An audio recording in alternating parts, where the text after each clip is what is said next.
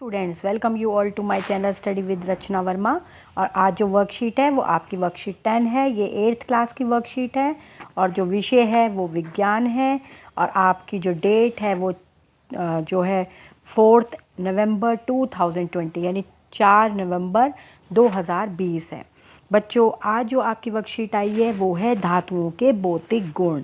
बहुत अच्छी वर्कशीट है। चलो देखते हैं इस वर्कशीट में हमें और क्या अच्छे जानने को मिलता है। हमारे आसपास बहुत सारे पदार्थ पाए जाते हैं।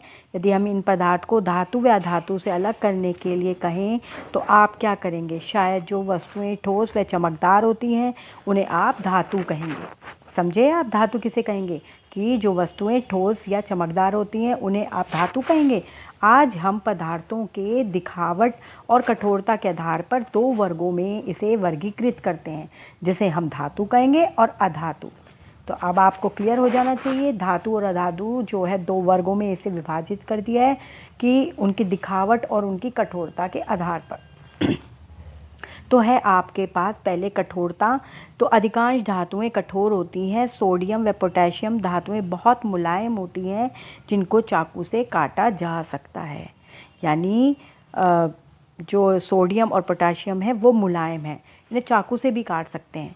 फिर आ जाइए तन्यता। धातुओं का वह गुण जिससे उन्हें खींचकर तारों में परिवर्तित किया जा सकता है तन्यता कहलाता है। जैसे कॉपर को आप तांबा भी कह सकते हैं, लोहा और एल्युमिनियम आदि। ये क्या है कि ये आप इन्हें तार की तरह खींचकर बड़ा भी कर सकते हैं। फिर है ठोस अवस्था। यहाँ पे लिखा है मरकरी को छोड़कर अधिकांश धातुएं जो हैं कमरे के तापमान पर ठोस अवस्था में होती हैं।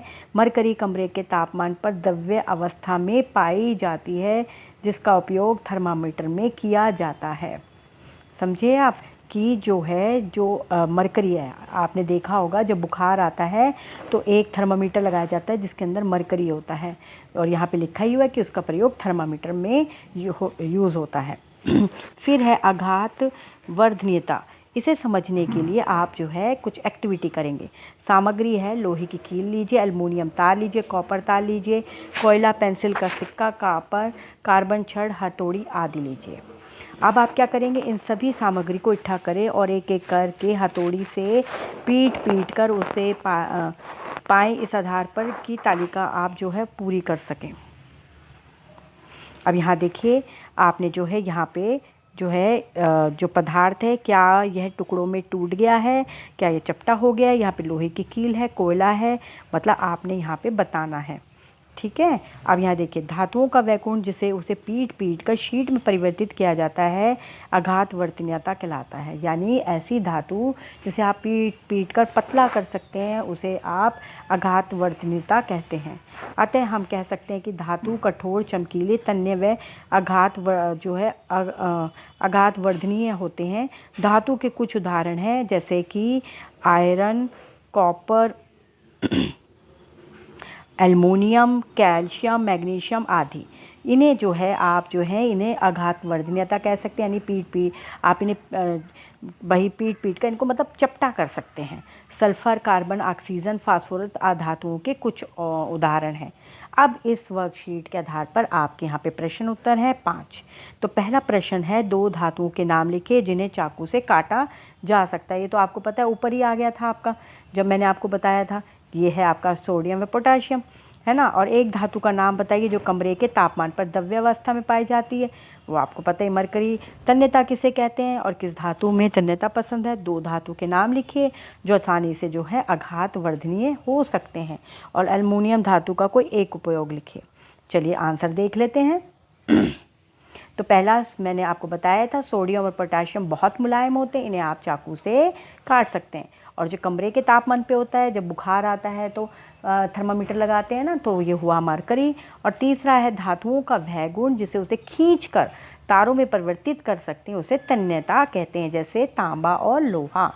फोर्थ आंसर है आपका क्योंकि क्वेश्चन था 2 धातुओं के नाम लिखिए जो आसानी से आघात वर्धनीय हो सकते हैं, यानी ऐसी धातु जिन्हें पीट पीट कर आप चपटा कर सकते हैं, तो वो है कॉपर और एल्युमिनियम।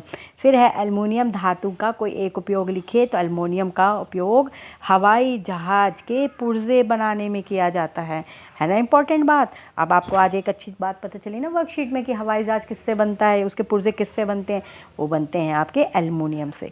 तो आज की जो वर्कशीट बहुत इंपॉर्टेंट, और हमने देखो कितनी अच्छी चीज़ सीखी। आज हमने धातु और अधातुओं को वर्गीकृत करना सीखा और आपके सामने ये आंसर है ना। और आप जो है अच्छे से अपनी वर्कशीट को फिर से पढ़िए क्योंकि बहुत इंटरेस्टिंग है। और आज अपने पेरेंट्स को बताइए कि जो हवाई जहाज़ है उसके पुर्जे किस चीज़ से बनते हैं, है ना। और अपनी फ्रेंड्स को बताइए कि भाई देखिए आज तो मैंने धातु और अधातुओं के बारे में सीखा। तो बच्चों, अगर आपको वर्कशीट अच्छी लगी है तो आप इस चैनल को जो है सब्सक्राइब करिए, और इस चैनल पर आपको अपनी क्लास के इंग्लिश के भी सब्जेक्ट मिल जाएंगे। तो आप इसे जो है सब्सक्राइब करिए, लाइक के कमेंट कीजिए। Thank you so much for watching my